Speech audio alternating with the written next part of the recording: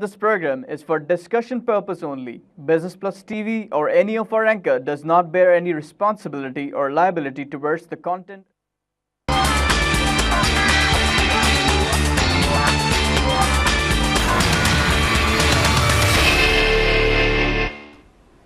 अस्सलाम वालेकुम नाज़रीन, good morning to the show in focus.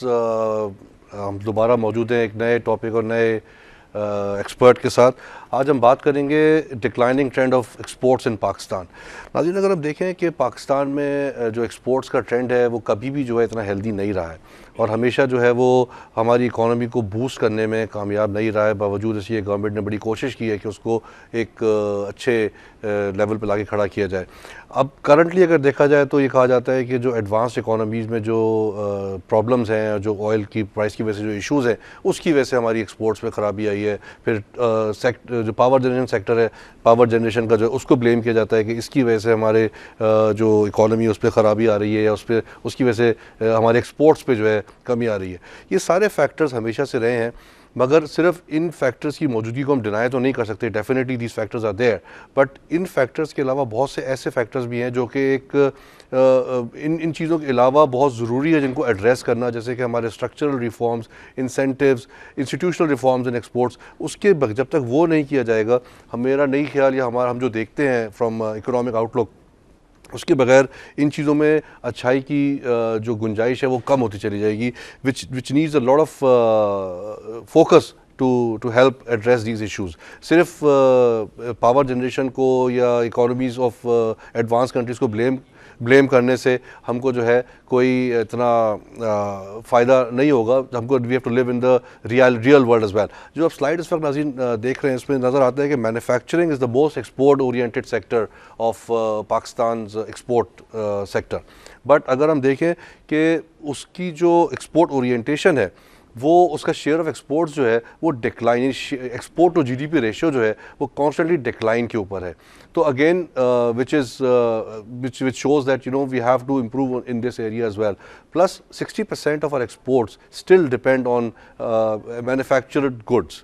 तो इसका मतलब ये है कि ये बहुत बड़ा एक चंक है जो कि हमारा एक्सपोर्ट को हेल्प कर रहा होता है।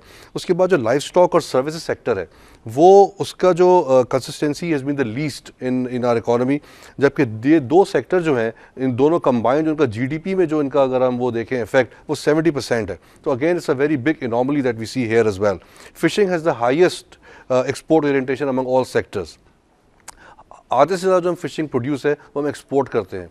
कुछ 10 साल पहले तक यूरोपियन यूनियन जो है हमारा बिगेस्ट इंपोर्टर था, जो कि अब नेग्लिजिबल रह गया है। उसके बाद अगर हम देखें कि जो लाइफ स्टॉक के एरिया में जो गोश्त या मीट का जो है that is the major part of our, इसको साइड में देखेंगे, major part of our exports in terms of livestock. मगर उसका जब हम एक्सपोर्ट का वॉल्यूम देखते हैं तो that is around 74,000 metric ton, जबकि हमारा जो प्रोड्यूस है इट्स 3.4 मिलियन मेट्रिक टन्स। तो again you see a big huge gap here as well. सबसे ज़्यादा जो डिज़मल और सबसे ज़्यादा जो अफसोसनाक सिचुएशन है वो हमारी डेयरी सेक्टर में है। We are the world's 4th largest milk producing country in the world, yet जो हमारा जो एक्सपोर्ट है वो और जो हम फिर भी हम जो है नेट इम्पोर्टर हैं डेयरी प्रोडक्ट्स के, which is again surprising, shocking कि हम चौथे बड़े मुल्क हैं दुनिया में जो कि दूध प्रोड्यूस करते हैं, मगर हम फिर भी जो डेयरी प्रोडक्ट्स हम इंपोर्ट कर रहे होते हैं बजाय एक्सपोर्ट करने के। Now if you look at the transport and telecommunication sector, that also constitute bulk of the exports, but जो इसका जीडीपी में हमारा जो वो है कॉन्ट्रीब्यूशन वो 6% है। Banking sector has a very balanced GDP to export to GDP ratio of 12%। तो अगर हम ओवरऑल देखें 87% जो पाकिस्तान की वैल्यू एडिशन है वो कंज्यूम हो जाती है लोकली, जबकि अगर आप देखें इंडोनेशिया, बांग्लादेश या पाकिस्तान जो कि अभी भी इनको जो एक्सपोर्ट सरप्लस है वो बड़ा साइजेबल है। हम 87% जो है हम वैल्यू एडिशन लोकली उसको कंज्यूम कर लेते हैं। So if you move on to the next slide, what we'll see is कि हम आज अपने प्रोग्राम में ये देखेंगे कि वो कौन से फैक्टर्स हैं जो कि ये जो मैंने अभी डिटेल दी है क्या वजूहात हैं कि ये फैक्टर्स, ये चीज़ें नज़र आ रही हैं। एक जो बड़ा इंपॉर्टेंट फैक्टर है वो मल्टीनेशनल्स जो है पाकिस्तान में जो काम कर रही हैं उनका जो फोकस है that is more towards the domestic market. That is more towards the domestic market. तो अगर हम दुनिया भर में इसका जायज़ा लें, अगर आप स्लाइड में भी देखें जो FDI इन्फ्लोज हैं उनकी वजह से that is led to major export growth in the countries. और पाकिस्तान में क्या हुआ है कि वो डोमेस्टिक सेक्टर को ज़्यादा टारगेट करते हैं because of the policies of Pakistan, जिसकी वजह से हमारी ग्रोथ जो है मल्टीनेशनल्स की प्रेजेंस की वजह से वो ग्रोथ हमारी नहीं बढ़ पा रही है। ईस्ट एशियन अगर इकॉनमीज़ आप देखें, लैटिन इकॉनमीज़ देखें, जो न्यू इंडस्ट्रियलाइज इकॉनमीज़ हैं वो जैसे मलेशिया, फिलीपींस, इनमें जापान की इन्वेस्टमेंट जो है उसकी वजह से इनकी एक्सपोर्ट्स को बहुत ज़्यादा फ़ायदा पहुँचा है और बढ़ी है। इवन चाइना में भी जापान की जो इन्वेस्टमेंट है मल्टीनेशनल्स की, half of China exports it comes from the export-led growth of the multinationals.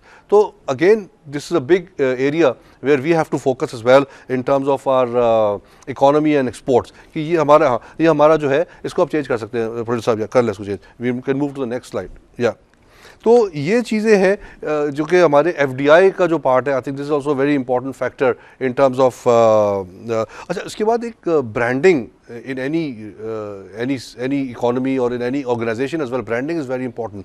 हम लोग क्या करते हैं, हमारी जो चावल है उसकी एक बहुत बड़ी एक मार्केट है जो कि हम उसको इस तरह से खो रहे हैं कि जो हमारा चावल है वो ब्रांड किसी और का हो जाता है, किसी और ब्रांड के नाम पे ठप्पा लग के जो है वो बिक रहा है दुनिया भर में, और हमारी रिटेल प्रेजेंस जो है उस ब्रांड में नहीं है।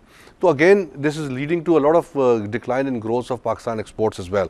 इन्हीं चीज़ों पर डिस्कस करने के लिए हमने आज दावत दी है बरकतुल्लाह लोन साहब को। आपकी बहुत गहरी नज़र है, आप सीनियर इकोनॉमिस्ट हैं, you have a major educational background in finance as well.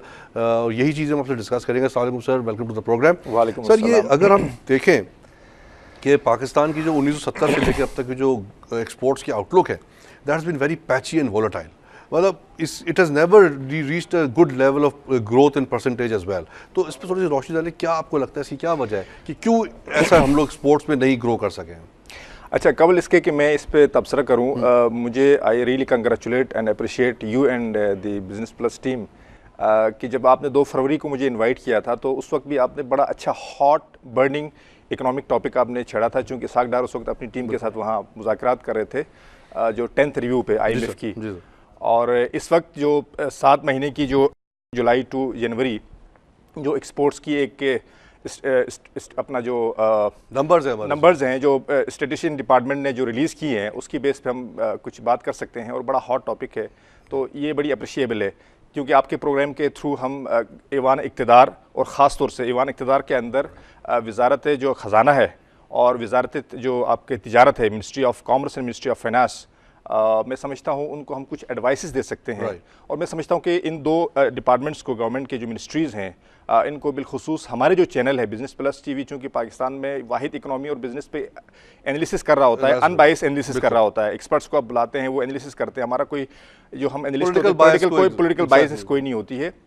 तो मैं समझता हूँ उनको हमारी बातों को सुन लेना चाहिए, सारे एक्सपर्ट्स को जो भी आके यहाँ पे तबसरे करते हैं, और उस पे जो है उन एडवाइसेस पे अमल भी कर लेना चाहिए। अब हम आते हैं इस पे। Sir, before you go on, मैं एक चीज़ थोड़ी ऐड कर दूँ अपने तबसरे में कि हमने ये प्रोग्राम बेसिकली कल करना था, जैसा आपको पता भी है, बट कल हमने इसलिए नहीं किया था बिकॉज हमें गवर्नमेंट की पार्टिसिपेशन नहीं मिल सकी थी। हमने खुर्रम दस्तगीर साहब को भी कॉन्टैक्ट किया, मिफ्ता इस्माइल साहब को कॉन्टैक्ट किया, बट किसी ने भी हमको जवाब, मतलब उन्होंने ये कहा कि अवेलेबिलिटी नहीं है उनकी।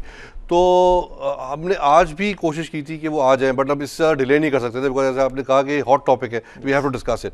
तो हम उनकी पार्टिसिपेशन के बगैर ही जो उनकी खामियां हैं, और अगर अच्छाई होगी तो उस पर ही बात करेंगे, उस पर उसको हाईलाइट करेंगे ताकि हम एडवाइस कर सकें। एग्जैक्टली, खुर्रम दस्तगीर साहब आपको शायद कभी नहीं मिलेंगे, मेरा ज़्यादा ख्याल है। जब तक ये एक्सपोर्ट्स का ट्रेंड बेहतर नहीं होता है, वो नहीं मिले। ज़ाहिर है वो कॉमर्स मिनिस्टर हैं, तो उनका ये जॉब है ना उनकी। मैं आके आप बताएं तो सही। और ज़ाहिर है उन परफॉर्मेंस अभी काफ़ी वो गिरी हुई है मिनिस्ट्री ऑफ कॉमर्स की, तो वो डेफिनेटली आपसे आपकी उस पकड़ में भी नहीं आएंगे। एब्सोल्युटली। अच्छा, अब हम आते हैं जी एक्सपोर्ट्स के हवाले से। पूरा आपने जो स्लाइड्स दिखाई, बड़ी ज़बरदस्त स्लाइड्स दिखाई डिफरेंट सेक्टर्स के अंदर, और ख़ास तौर से आपने डेयरी में दिखाया कि हम 4th लार्जेस्ट डेयरी प्रोडक्शन हमारी इकोनॉमी में है, लेकिन हम उसके बावजूद भी बहुत सारी डेयरी प्रोडक्ट्स हम इंपोर्ट करते हैं।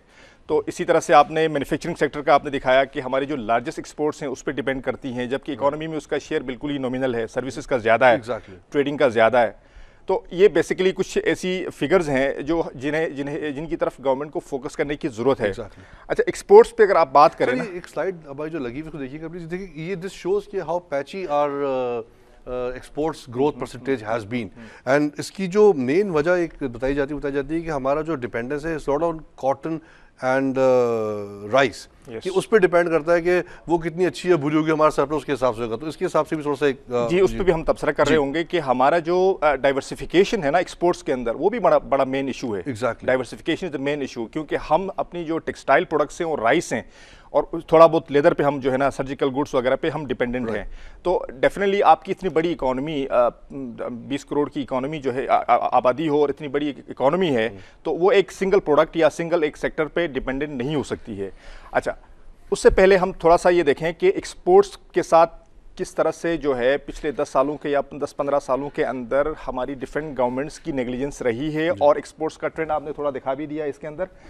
अगर आप पिछले 10 से 15 साल का मुताला करें एक्सपोर्ट्स ऑफ पाकिस्तान, सर मैं एक दूसरी स्लाइड लगाता हूँ आपकी बात से। जी जी बिल्कुल, अगर वो लगा दे आप प्लीज कंटिन्यू करें सर, दूसरी स्लाइड में लगाते हैं उस पे, उसमें वही चीज़ है। अगर आप पाकिस्तान की एक्सपोर्ट्स का 10 से 15 साल तक का अगर ट्रेंड देखें, जैसे आप दिखा भी रहे हैं स्लाइड में, इसी तरह से इसको आप कंपेयर करें अपने नीबर्स के साथ। जी सर, वो यही वो कंपैरिजन है, बांग्लादेश, बांग्लादेश कंबोडिया, इंडिया के साथ, इंडिया के साथ आपके जो कंपटीटर्स हैं, वियतनाम है, बांग्लादेश है, चाइना है, इंडिया है, इनके साथ अगर आप कंपैरिजन करें तो इन्होंने क्या किया है, इन कंट्रीज ने आपका जो मार्केट शेयर था ना वर्ल्ड में, वो छीना है। वियतनाम ने छीना है, बांग्लादेश ने छीना आपसे, इंडिया तो चले एक बड़ा मुल्क है छीना, चाइना एक बड़ा मुल्क है उसने छीन लिया।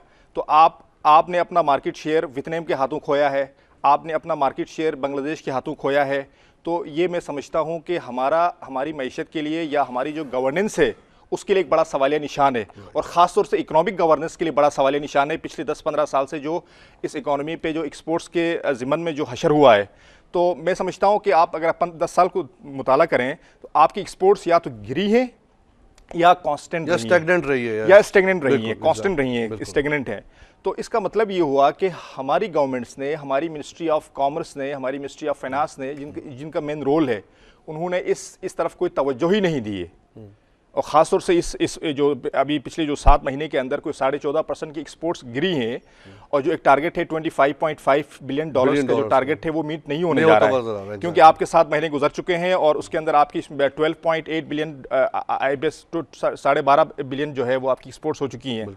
तो मैं समझता हूँ, और गवर्नमेंट अभी भी मुझे लगता है कि कोई ऐसी वेकअप कॉल दिए जा रहे हैं, हम भी आपके प्रोग्राम्स के में आके हम गवर्नमेंट को बताए जा रहे हैं। गवर्नमेंट जो आपका डिपार्टमेंट ऑफ स्टेटिस्टिक्स है उसने अपनी फिगर्स रिलीज की हैं, स्टेट बैंक अपनी क्वार्टरली रिव्यू रिपोर्ट के अंदर, ये रिपोर्ट मेरे सामने पड़ी हुई है और ये स्लाइड उसी स्टेट बैंक की रिपोर्ट से है सर। इसमें अगर आप देखें ना, जो बाकी जिन मुल्कों का नाम ले रहे थे, उन्होंने पिछले 10 साल में अपनी एक्सपोर्ट्स को 4 गुना बढ़ा दिया है। हम जो है अपना जो पहले हमारा था एक जो भी एक लेवल था, स्टैग्नेंट था या कम था, उसको मेंटेन भी नहीं कर पा रहे हैं। देखें तो ये अगेन आई थिंक वो इसको आप हटा सकते हैं प्रोड्यूसर साहब, ये जी बिल्कुल। देखें अब बात ये होती है, आपकी जो इकोनॉमिक के पूरी जो इकोनॉमी का साइकिल है ना, वो आपस में इंटरलिंक्ड है। आप अगर ट्रेड फिस्कल डेफिसिट का लिंक ट्रेड डेफिसिट के साथ है, ट्रेड डेफिसिट का लिंक आपकी एक्सपोर्ट्स के साथ है, आपका एक्सपोर्ट्स का लिंक इंपोर्ट्स के साथ है। देखें, जब आपका हमारा जो इस वक्त ट्रेड डेफिसिट है ना, वो बहुत वाइड है, बहुत बड़ा हुआ है। यानी आप ये देखें, हम कोई $24 बिलियन पे जाके हम लैंड करेंगे 30 जून को एक्सपोर्ट्स में, और आपकी इंपोर्ट्स जो है वो $42 बिलियन पे जाके लैंड करेंगी। तो आप देखें कितना बड़ा वाइड गैप है, ह्यूज डेफिसिट है। तो आपका इतना बड़ा ट्रेड डेफिसिट जब होता है तो जाहिर है आपकी अर्निंग्स कम होती हैं। जब आपकी अर्निंग्स कम होती है तो उससे आपकी फिस्कल डेफिसिट, आपकी रेवेन्यू कलेक्शन भी कम होती है। जब रेवेन्यू कलेक्शन कम होती है तो आपका जो फिस्कल डेफिसिट है वो भी बढ़ जाता है।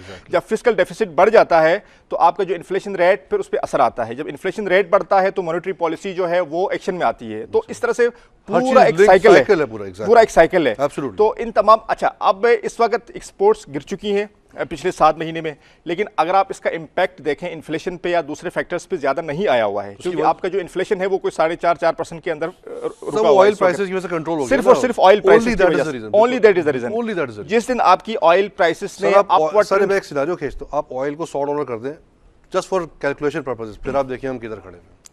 We are standing nowhere। अगर आप ऑयल अच्छी है हमारे मुल्क की कि ऑयल सस्ता हो गया तो हम बचत हो गई थोड़ी। जी बिल्कुल।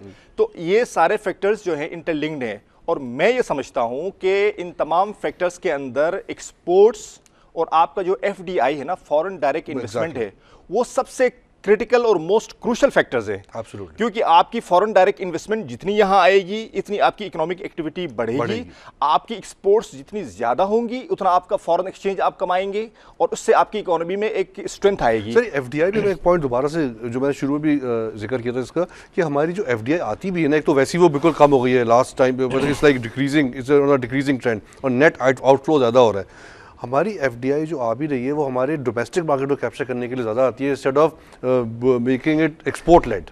मैं इसी पॉइंट पे आ रहा हूँ। आपने बड़ा एक अच्छा तबसरा किया था जब आप इंट्रो दे रहे थे, तो उस वक्त आपने एक बात कही कि हमारे यहाँ जो मल्टी नेशनल कंपनीज हैं which is the foreign direct investment जो पहले आ चुकी हैं और यहाँ ऑपरेट कर रही हैं, जो अभी आ रही हैं, जो कि नॉमिनल है बट जो भी आ रही हैं, जो भी थोड़ी बहुत आ रही है। मैं आपको ये बताऊं कि मल्टी नेशनल कंपनीज का पाकिस्तान में जो रोल होना चाहिए या उनसे जो बेनिफिट गवर्नमेंट को लेना चाहिए वो नहीं ले पा रही है। exactly. जैसे आपने कहा कि 85% उनकी जो आउटपुट है, जो प्रोडक्शन है, वो लोकल कंजम्पशन है। exactly. ठीक है, और उस अर्निंग को लोकल यानी लोकल कंज्यूमर की जेब से वो पैसा निकालकर डिविडेंड की शक्ल में अपने होम कंट्री को रिमिट कर रहे होते हैं। तो आपकी इकोनॉमी को तो वो बेनिफिट नहीं मिलता है। और दूसरी बात मैं आपको बताऊं, मल्टीनेशनल के अंदर अगर आप देखें, यानी हम ये कहते हैं ना जी मल्टीनेशनल कंपनीज पाकिस्तान में हैं तो एम्प्लॉयमेंट जनरेशन भी होगी।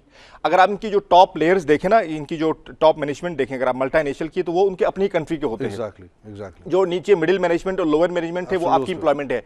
तो एम्प्लॉयमेंट भी यानी मल्टीनेशनल फॉरेन डायरेक्ट इन्वेस्टमेंट का जो किसी कंट्री में आने का जो एक वो होती है, उसकी जो उसका जो एक क्या कहते हैं ऑब्जेक्टिव होता है एम्प्लॉयमेंट जनरेशन का, वो भी पूरा नहीं होता है।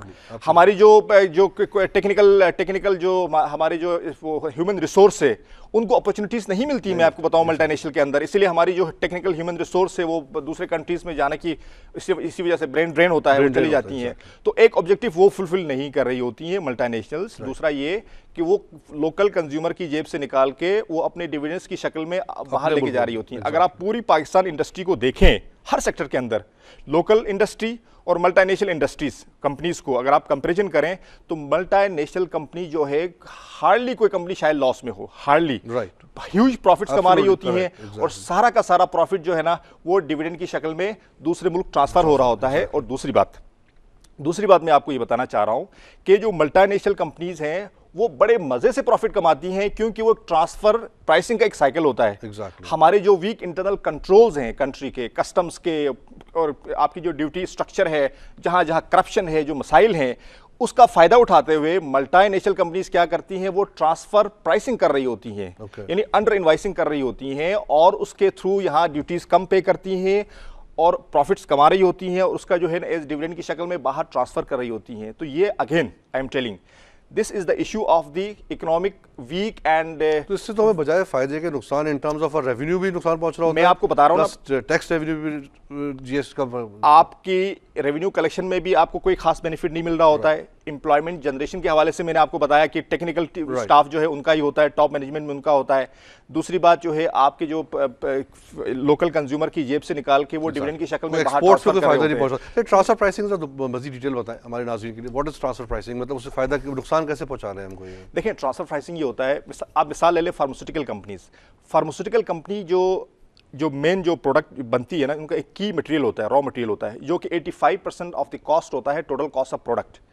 वो मटेरियल वो इंपोर्ट करते हैं अपनी होम कंट्री से। मिसाल के तौर पर जर्मनी की कंपनी है, तो जर्मनी की जो पेरेंट कंपनी है ना, वो अपनी सब्सिडरी कंपनी जो पाकिस्तान में मल्टीनेशनल कंपनी के रूप में है, उसको वो वहाँ से सप्लाई करती है। अच्छा, होना ये चाहिए होता है कि at fair price, at arms length वो मटेरियल वहाँ से आए और कस्टम से क्लियर हो जाए, कस्टम ड्यूटी पे हो, जो भी टैक्सेस हैं वो पे हों, उस पर विदहोल्डिंग टैक्स होता है, कस्टम ड्यूटी होती है, सारी चीज़ें होती हैं। मगर होता ये है कि अक्सर ये होता है कि वो अपनी जो प्रोडक्ट है, मिसाल के तौर पर अगर 100 रुपये की अगर वो प्रोडक्ट है, वहाँ से रॉ मटेरियल है जो अपनी सब्सिडरी कंपनी को सेल करती है, फॉरेन कंपनी, पेरेंट कंपनी, वो 70 रुपए में सेल करेगी, in certain cases below 50 rupees sale करती है, यानी हाफ प्राइस पे सेल करती है, अपने हाथ में होती है। अच्छा, हमारे यहाँ अलमिया ये है, हमारे मुल्क में सिस्टम्स इंटरनल कंट्रोल्स वीक हैं। हालांकि पूरा एक कस्टम का एक बैकलॉग, पूरी एक वो है, कैटलॉग है कि कौन सी प्रोडक्ट की क्या एक फेयर मार्केट प्राइस होनी चाहिए, सब कुछ होता है, कस्टम को भी पता होता है, सब पता होता है। लेकिन हमारे यहाँ करप्शन की इंतहा इतनी है, हमारे यहाँ कंट्रोल सिस्टम्स इतने वीक हैं कि वो उसका फ़ायदा उठाते हैं। कस्टम्स मतलब कस्टम में आपने जो हमारे यहाँ रिश्वत का बाजार गर्म है, वहाँ उन्होंने खिलाया पिलाया उनको, उसके बाद वहाँ से वो क्लियरेंस करा दी, यानी 100 रुपए की जो आपकी मटेरियल 100 रुपए का मटेरियल है वो 50 रुपए में क्लियर हो जाता है। जब वो क्लियर हो जाता है तो उस पर कोई अगर 25% ड्यूटी है या 30% ड्यूटी है तो उसको हाफ पे करना होता है।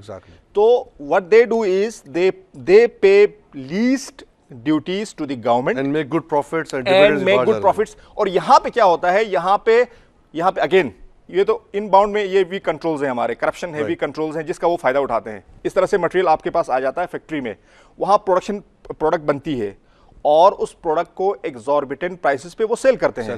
अगर आप फार्मास्यूटिकल इंडस्ट्री को देखें तो कुछ प्रोडक्ट्स ऐसी हैं जिसकी कॉस्ट 5 रुपए होगी लेकिन वो मार्केट में 100 रुपए की सेल होती है। यानी अगेन जो भी होता है, करप्शन का एक बाजार गर्म है और जो हमारे सिस्टम्स का जो मसला है, बैड गवर्नेंस है, इन तमाम फैक्टर्स की वजह से वो 5 रुपए की प्रोडक्ट 100 रुपए की जब सेल होती है, जो बेचारा 10,000 रुपए मंथली कमाता है वही गरीब, उसी को टीबी होती है, उसी को कैंसर होता है, वही बीमार होता है। वो अपनी जो है ना जो 10,000 की सैलरी से वो प्रोडक्ट खरीदता है, तो उस 10,000 सैलरी या 12,000 सैलरी के जो गरीब है उसकी जेब से वो पैसा निकल के मल्टीनेशनल कंपनी की जेब में जाता है और सीधा वो अपनी होम रिमिट कर रहा होता है। तो इस तरह से एक एक्सप्लॉयटेशन का बाजार हमारे मुल्क में गर्म है। ये सारा का सारा जो इसका जो कसूरवार है वो हमारी गवर्नेंस है, हमारी गवर्नमेंट है। उनको इन तमाम फैक्टर्स को देखना चाहिए, किस तरह से अपने कंज्यूमर के राइट्स हैं उसको प्रोटेक्ट किया जाए। सर जैसे हमने एक ओवरव्यू में बात की कि देयर आर इश्यूज कि हम स्पोर्ट्स क्यों कम हो रही है, अभी आपने भी कुछ उस पर रोशनी डाली। अब अगर हम वन बाय वन देखें, एक तो हमने डिस्कस किया कि जो एफडीआई वाला पार्ट है कि हमारी एफडीआई लेड ग्रोथ जो है बिल्कुल नहीं है एक्सपोर्ट्स में।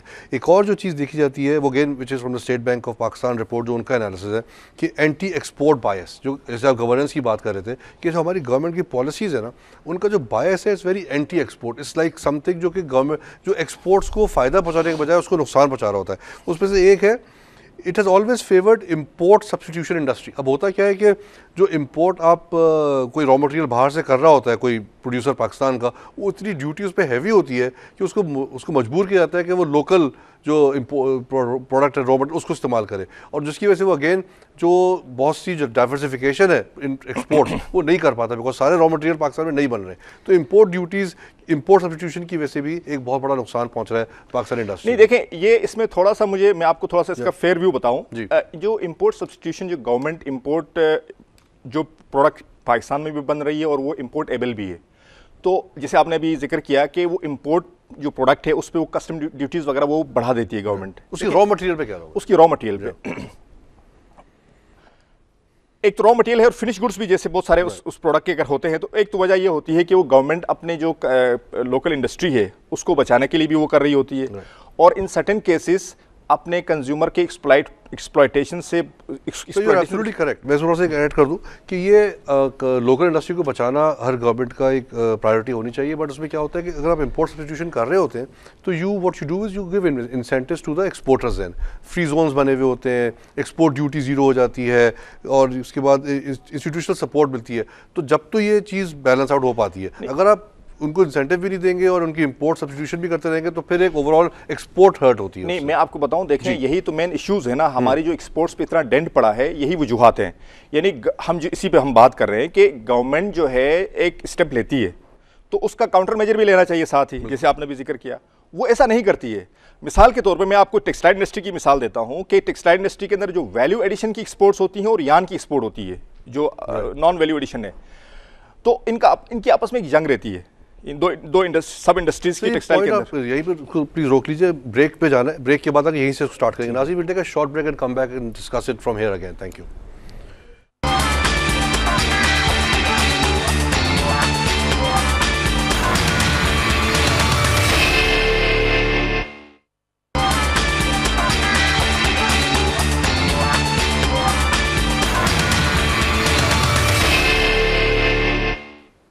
नाज़रीन, welcome back after the break. Break से पहले हम डिस्कस कर रहे थे anti export bias of the policies जिसकी वजह से एक्सपोर्ट हमारी हर्ट हो रही है। हम आगे इस तरह की और जो इम्पेडिमेंट्स हैं या और जो चीज़ें वो भी डिस्कस करेंगे। सर प्लीज़, आप टेक्सटाइल इंडस्ट्री की। अच्छा, टेक्सटाइल इंडस्ट्री की मैं बात कर रहा था कि इसमें दो सब सेक्टर्स हैं, एक है आपका वैल्यू एडिंग सेक्टर है और एक आपका जो है स्पिनिंग सेक्टर है।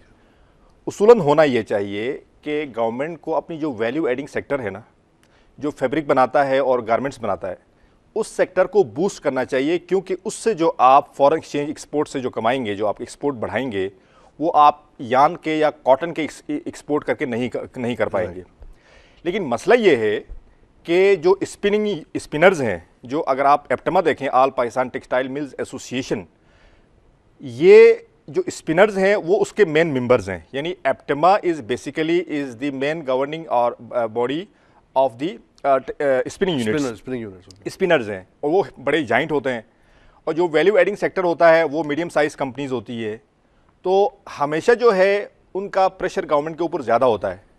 यानी इंपोर्ट पे अगर एम्बार्गो लगाना है या कोई ड्यूटीज़ बढ़ानी है, सो होता ये है कि गवर्नमेंट, अक्सर मैंने ये देखा है कि गवर्नमेंट उनके प्रेशर में आ जाती है, और उस प्रेशर की वजह से वो क्या करती है, वो ऐसी जो हम बात कर रहे हैं एंटी एक्सपोर्ट पॉलिसीज़ फिर सामने आ जाती हैं कि जैसे इंपोर्ट एम्बार्गो फॉर एग्जांपल जो लगना चाहिए, मैं समझता हूँ यान के ऊपर, यान या कॉटन को हमें एक्सपोर्ट नहीं करना चाहिए, वो गवर्नमेंट हटा देती है या एक लिमिट बना देती है। जैसे 50,000 मेट्रिक टन पर मंथ एक लिमिट कर दीजिए, इतना यान एक्सपोर्ट कर सकते हैं स्पिनर्स। तो होता यह है कि जिसकी वजह से हमारे जो वैल्यू एडिंग सेक्टर है, जिन बेचारों के पास फाइनेंसिंग के इश्यूज़ होते हैं अपनी जो फैक्ट्री का या इंडस्ट्री का पहिया चलाने के लिए, उनके पास वो तमाम वसाइल नहीं होते हैं जो स्पिनर्स के पास होते हैं। तो वो इस चीज़ से बड़े वो होते हैं, असरअंदाज होते हैं, जिसकी वजह से उनकी जो प्रोडक्शन कॉस्ट है वो बढ़ जाती है, यान की प्राइस बढ़ जाती है, क्योंकि उनको एक्सपोर्ट मार्केट में एक्सेस दिया होता है। वहाँ से आप यान से थोड़ा बहुत एक्सपोर्ट फॉरेन एक्सचेंज अर्निंग तो कमा लेते हैं, लेकिन उसका 3 टाइम्स आपको डेंट पड़ता है आपकी वैल्यू एडिड सेक्टर पे, जो आपका फॉरेन एक्सचेंज असल मानों में कमा रहा होता है। तो इस तरह की पॉलिसीज़ जो हम बात कर रहे हैं, एंटी एक्सपोर्ट पॉलिसीज़, फिर सामने आ जाती हैं। तो मैं समझता हूँ कि गवर्नमेंट को इस तरह के मामलात में बड़े ही फेयर, ये चूँकि देखें ये स्पिनर्स हैं और आपके जो वैल्यू एडिंग सेक्टर है, both are the babies of the government, right? ठीक exactly. है, तो government should play a fair deal with both the sectors, absolutely, और ऐसा डील करें उनके साथ, या ऐसी पॉलिसी सामने लेकर आ जाएं जो हमारी इकोनॉमी के लिए बेहतर हो। right. तो कभी, और एक तो ये मसला है, दूसरा मसला ये है कि आप इन 2 सेक्टर्स की बात करें या दूसरे सेक्टर्स की बात करें, इनकी पॉलिसीज में कंसिस्टेंसी नहीं होती है। right. यानी आज एक पॉलिसी लेके आते हैं जो बहुत इकोनॉमी के लिए अच्छी होती है, 1 साल बाद या 2 साल बाद उसके एक अपोजिट पॉलिसी लेके आते हैं। Absolutely. तो या तो वो पॉलिसी गलत थी जो पिछले साल 2 साल या 1 साल या 3 साल में जो इकोनॉमिक आपने मेस कर दिया उस पॉलिसी के तहत, उस पॉलिसी को आपने इंप्लीमेंट किया, या ये पॉलिसी गलत है जो आप अभी लेके आ रहे हैं। दूसरा मसला एंटी आप एक्सपोर्ट उसकी बात करें। तीसरा मसला, गवर्नमेंट जो है पॉलिसीज भी बनाती हैं, जैसे टेक्सटाइल पॉलिसी 2009-14 की बनी, 5 साल की बनी, और अब दोबारा बनी है 2014-19 की पॉलिसी बनी है। उसका कोई 50% भी अगर इंप्लीमेंटेशन उन पॉलिसीज की हो जाए, तो यकीनन आपकी इकोनॉमी भी बेहतर होगी, आपके एक्सपोर्ट्स भी बढ़ेंगे। पॉलिसीज बनती हैं, कभी तो पॉलिसीज बनती नहीं है, कभी बनती है उसमें कंसिस्टेंसी नहीं होती है, कभी बनती है इंप्लीमेंटेशन नहीं होती है, तो आपके एक्सपोर्ट्स पे तो ये सारा हशर नशर होना है। दूसरी बात, एक चीज देखें, एक्सपोर्ट्स पे हम चीखते आ रहे हैं पिछले मेरा ख्याल से 5-6 महीने से, सारे आपके चैनल से भी हम चीखते आ रहे हैं कि भाई आपके एक्सपोर्ट्स गिर रही हैं, 14.5% एक्सपोर्ट्स गिरी है 7 महीने के अंदर। होश के नाखून लें, उसको इस पे फोकस करें, इसको इंप्रूव करें। गवर्नमेंट के कानों में यूं तक नहीं रिंगती यार। Exactly. एक बात आपसे, सॉरी, मैं जो असल पॉइंट है उस पर मैं करके फिर आपको मैं बात करने का मौका दूंगा। देखें, ये तमाम चीजें होने के बाद, एक्सपोर्ट्स पे इतना डेंट आने के बाद, एक ट्रेड पॉलिसी एक्सपोर्ट्स के हवाले से आनी थी, पता नहीं पिछले कोई 2-3 महीने से वो लिंगर होती जा रही है। जो मैं असल पॉइंट जो बताना चाह रहा था, जिसमें एक्सपोर्टर्स को सब्सिडाइज रेट्स पे फाइनेंसिंग की उस पर बात हो रही थी, उस पर एनर्जी के हवाले से बहुत सारे उसमें पॉइंट्स हैं कि जो उनको फैसिलिटेट करने के हवाले से, ताकि एक्सपोर्ट्स बढ़ जाए। तो वो पॉलिसी कहाँ है, अभी तक क्यों नहीं आ रही है? कोई सामने नहीं आई है। वो आई थिंक सर इस पे एक और चीज़ ये है कि अगर हम GSP प्लस का जो हमको स्टेटस मिला था जनवरी 2014 में, and I think we got it with a huge majority at the European Union level as well, जब कोई 400 से ज़्यादा वोट हमारे फेवर में थे, उसका फ़ायदा हमें कितना नज़र आया। और GSP प्लस थोड़ा सा जो है हमारे नाज़रीन के लिए भी अगर हम उसको बताएं कि वो है क्या एंड उसके फ़ायदे बेनिफिट्स क्या हो सकते हैं, तो कैन यू प्लीज़ थोड़ा सा हाईलाइट। देखें, GSP प्लस मैं लेमैन लैंग्वेज में समझाता हूँ आवाम को कि GSP प्लस ये है कि कुछ उन्होंने कोई रिस्ट्रिक्शंस वहाँ की जो प्रेफरेंशियल एक्सपोर्ट्स वो उन्होंने दी थी पाकिस्तानी कुछ सेक्टर्स ऑफ यानी उन सेक्टर्स पे, उन पाकिस्तान की उन प्रोडक्ट्स पे दी थी जो हमारी मेजर एक्सपोर्ट्स है, जैसे टेक्सटाइल के अंदर हैं, लेदर के अंदर है।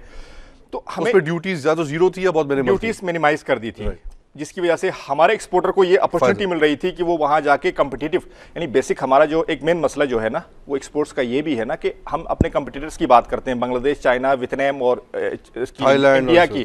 तो हमारे साथ हमारे जो एक्सपोर्टर के साथ एक बड़ा मसला ये आ रहा है कि हम compete नहीं कर पा रहे हैं, competition on cost. Even after GSP plus, even नहीं, आफ्टर जीएसपी प्लस थोड़ा रिलीफ मिला है, बट स्टिल यानी हमारी जो इनपुट कॉस्ट है ना, आपकी एनर्जी कॉस्ट, मटेरियल की कॉस्ट, लेबर कॉस्ट तो खैर कम है हमारे मुल्क में, यानी हमारी कॉस्ट इतनी ज्यादा है कि हम इंटरनेशनली compete नहीं कर पा रहे हैं। अच्छा, अब मैं उस पर आता हूँ जो आपने जीएसपी प्लस का आपने जिक्र छेड़ा है। जीएसपी प्लस जनवरी 2014 में जो एक्स गवर्नर पंजाब थे चौधरी सरवर साहब, उनकी काविशों से उनके अपने ताल्लुकात थे यूके में, उनकी वो यूके में रहते थे, वहां से यूरोपीय यूनियन के साथ उनके ताल्लुकात थे। उन्होंने बड़ी एफर्ट्स की, बड़ी एफर्ट्स करके जीएसपी प्लस का स्टेटस पाकिस्तान को मिल गया। उसके बाद हम सभी एक्सपेक्ट कर रहे थे कि पाकिस्तान की एक्सपोर्ट सिर्फ उस जीएसपी प्लस स्टेटस की वजह से कोई 1.5 से 2 अरब डॉलर पर एनम बढ़ेंगी, ये एक्सपेक्टेशन हो रही थी, रफ कैलकुलेशन हमारी ये थी, और 1 लाख एम्प्लॉयमेंट जनरेट होंगी। यार आपकी 1.5-2 अरब एक्सपोर्ट बढ़ने के बजाय आपकी 1.5-2 अरब एक्सपोर्ट गिरी है। यार कॉमर्स मिनिस्टर के शुरू में थोड़ा सा बड़ा था मेरे ख्याल से, I think if you look at थोड़ा सा इंपैक्ट आया, थोड़ा सा 14-15 महीने बढ़ी थी and then again it went down, थोड़ा सा इंपैक्ट आया था। तो कोई जाके ये कॉमर्स मिनिस्टर्स की गिरबान में हाथ डाल के पूछे ना भाई ये क्या, इसका जवाब दे। जीएसपी प्लस स्टेटस के बाद 1.5 से 2 अरब डॉलर आपकी एक्सपोर्ट बढ़नी थी, आपकी तो 14.5% एक्सपोर्ट गिर गई हैं पिछले साल के मुकाबले में। कोई पूछे तो सही, कोई सवाल तो करे। बिल्कुल सही बात है, ठीक है। अच्छा, एक तो जीएसपी पाकिस्तान के साथ यार अलमिया ये है जुनैद भाई, हमें मौके बहुत मिले। आप इकोनॉमिक फ्रंट पे भी देखें, पॉलिटिकल फ्रंट पे भी देखें, हमें अल्लाह रब्बुल इज्जत ने मौके बहुत दफा दिए, लेकिन ये हमारा अनफॉर्चुनेट हमारी गवर्नेंस के साथ है कि हम उसका फायदा नहीं उठा पा रहे हैं। ऑयल प्राइसेस इस कदर गिर गई हैं, बिल्कुल 115 अरब डॉलर जून 2014 में थी और अब जाके वो कोई मेरे ख्याल से 28 डॉलर पे आ गई है, 30-29 और हमारा कोई 35% का इंपोर्ट जो बिल है ना, पूरे पाकिस्तान का इंपोर्ट बिल 35% वो ऑयल पे है। उसका हमने क्या बेनिफिट लिया है? एग्जैक्टली, हमारा ट्रेड डेफिसिट कम होना चाहिए। आप जो भी बात कर रहे थे ना कि इसकी ये जो GSP plus, I will come back to that again, कि इसमें हमको शुरू में तो फायदा हुआ था, थोड़ा सा exports increase like for I think first 16-17 months. उसके बाद दोबारा से जून 2014-15 से दोबारा मुझे एक और जो इसमें नज़र आता है ना इशू, जो आई थिंक बहुत ज़रूरी है हाईलाइट करना, वो ये है कि जो हमारी मिनिस्ट्री है ट्रेड की, वो इतनी इंडिपेंडेंट नहीं है। जो खुरम दस्तगीर साहब हैं, बड़े आई थिंक कॉम्पिटेंट आदमी है, बट उनके पास पावर्स नहीं है। हमारी जो मेन मसला जो मुझे नज़र आता है, जो मैं थोड़ा सा देखता हूँ जब अपने अतराफ़ में, कि जो सारी जो पॉलिसी डायरेक्शन है, it is dictated from the monetary policy, जो कि इसाक डार साहब रन कर रहे होते हैं। अब इन्होंने करेंसी को ज़बरदस्ती जो है एक 20% हमारा आई थिंक ओवर वैल्यू किया हुआ है, इज़ हाईली ओवर वैल्यूड। जो जीएसपी प्लस का हमें कोट उसका फ़ायदा होता है ड्यूटी का, वो ऑफसेट हो जाता है इससे, तो हम दोबारा नेट वहीं पे खड़े हो जाते हैं नॉन कंपैरेटिव। तो I think that's again one issue कि हमारे जो मिनिस्ट्रीज़ को जो है they should be made independent to make their own decisions. उनको चाहिए कि इंपोर्ट कितना ड्यूटी होनी चाहिए, एक्सपोर्ट पे ड्यूटीज़ का इंसेंटिव्स क्या होने चाहिए। और यहाँ तक कि इसमें तो एक और चीज़ भी है कि I think instead of having one ministry doing import and export both, there should be one for import and one for export, and then they make their own decisions. देखिए, मैं आपकी बात से एग्री करता हूं कि यहाँ एक कॉन्फ्लिक्ट ऑफ इंटरेस्ट भी है, कॉन्फ्लिक्ट ऑफ इंटरेस्ट दो मिनिस्ट्रीज के आपस में भी है। बिल्कुल, मैं आपसे एग्री करता हूं। देखिए, हर मिनिस्ट्री की ख्वाहिश ये होती है कि उसकी परफॉर्मेंस सबसे अच्छी नजर आए। अब अगर वो अपनी करेंसी को डीवैल्यू करेंगे तो उनका जो डेटा बड़ा नजर आएगा। मैं उस पे आ रहा हूं ना। देखें, अब इसहाक डार साहब कोशिश ये करते हैं कि उनकी मिनिस्ट्री की वाहवाह हो जाए, बिल्कुल, यानी उनकी मिनिस्ट्री की वाहवाह ये हो जाए कि आपकी जो डेट की रीपेमेंट है वो सही तरह हो जाए और फाइनेंसिंग सही कम नजर आए, फिर उनको कम नजर आए। और दूसरी बात ये है कि आपका जो इन्फ्लेशन है वो कंट्रोल में रहे, बिल्कुल, और वो कंट्रोल में है। एग्जैक्टली। अच्छा, जिसकी वजह से जैसे 15 से 20% आपकी जो करेंसी है वो ओवर वैल्यूड है, हाईली ओवर वैल्यूड है। अगर उसको एट पार लेकर आए, जो हमारी करेंसी है उसको उसी हिसाब से लेकर आए, तो डेफिनेटली आपकी इन्फ्लेशन बढ़ेगी। बिल्कुल। जब इन्फ्लेशन बढ़ेगी तो मिनिस्ट्री ऑफ फाइनेंस पे उंगलियां उठेंगी, तो ये आपस में देखें, जब आप करेंसी को आप उस पर लेकर नहीं आते हैं, फेयर वैल्यू पे लेकर नहीं आते हैं, ओवर वैल्यू रखते हैं इस वक्त, तो आपके एक्सपोर्ट्स पे डेंट पड़ रहा है। तो आप मिनिस्ट्री का जो देखें, मैं ये समझता हूँ कि जो इसहाक डार की जो इन्फ्लुएंस है वज़ीर आज़म साहब पे या हुकूमत पे, वो खुर्रम दस्तगीर का नहीं है, जो मेरा ख्याल है। तो वहाँ पे जो से इसहाक डार साहब की है वो खुर्रम दस्तगीर की से नहीं है। तो इस हद तक मैं समझता हूँ खुर्रम दस्तगीर साहब को एक मार्जिन मतलब देते आना चाहिए, मतलब इस हद तक ठीक है। लेकिन इसके अलावा भी देखें, खुर्रम दस्तगीर साहब जो हमारे कॉमर्स मिनिस्टर हैं, इनको अपनी एफर्ट्स भी तो कर लेनी चाहिए। मतलब तो करते तो ट्रैवल इतना करते हैं, इतने दौरे लगाते हैं, मिलकर आते हैं, लोगों से बेचने की कोशिश करते हैं कि हमारे नहीं, सिर्फ ट्रैवलिंग से तो काम नहीं चलता है ना। आपको मतलब आपको अपने पाकिस्तान की प्रोडक्ट्स की ब्रांडिंग हर मुल्क में जाकर करनी होती है, और फॉरेन बिजनेसमैन से उनसे मीटिंग्स करनी होती है, उनको पाकिस्तान बुलाना होता है, मतलब आपने आउटपुट देना है ना, रिजल्ट देना है। सर ये टाइम का थोड़ा सा पता नहीं, कुछ आई थिंक कंस्ट्रेंट ज़्यादा, हम या तो हमको पता नहीं, टाइम इतनी जल्दी गुजर गया पता नहीं चला। बट ये कि इंशाल्लाह आपको दोबारा इस टॉपिक में डिस्कस करने के लिए बुलाएंगे। नाज़रीन, we discussed in brief detail, not even detail, briefly, कि हमारे एक्सपोर्ट सेक्टर में इश्यूज़ हैं क्या, और हमने कोशिश की थी कि हमारे गवर्नमेंट से कोई रिप्रेजेंटेशन या तर्जुमानी मिल जाए, बट अनफॉर्चुनेटली किसी ने आगे जवाब नहीं दिया। तो अंटिल नेक्स्ट टाइम, खुदा हाफिज़, will come back tomorrow again. Thank you. अस्सलाम वालेकुम।